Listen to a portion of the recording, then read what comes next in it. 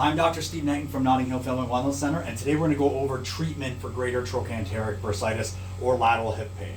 Like most injuries in the clinic, we're going to start with the Suction IFC for 8 to 10 minutes, plus a heat pack, just get a ton of blood flow to the area and loosen up the hip muscles and the structures around it.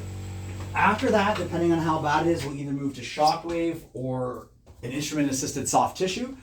With that one, we'll just do the instrument-assisted soft tissue first. It's a tool we use.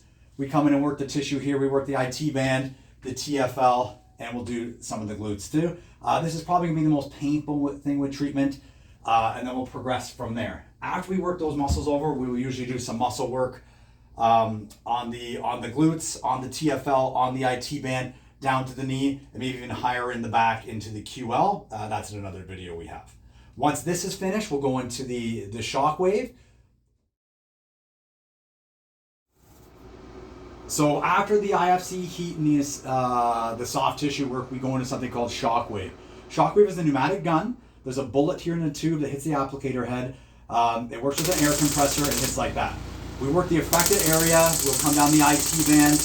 We'll work into the glutes, depending where it is that works on the patient, and we'll loosen up all the tissue. This is going to be the gold standard for treating Greater Trochanteric Bursitis.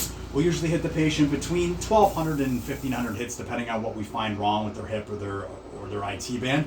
After that, we just recommend that people ice all the time. If there is an issue with the patient's back, more of an SI joint issue, we will adjust their low back. If there's more of an IT band issue, we'll focus down lower into their leg too. So once again, this is treatment for Greater Trochanteric Bursitis.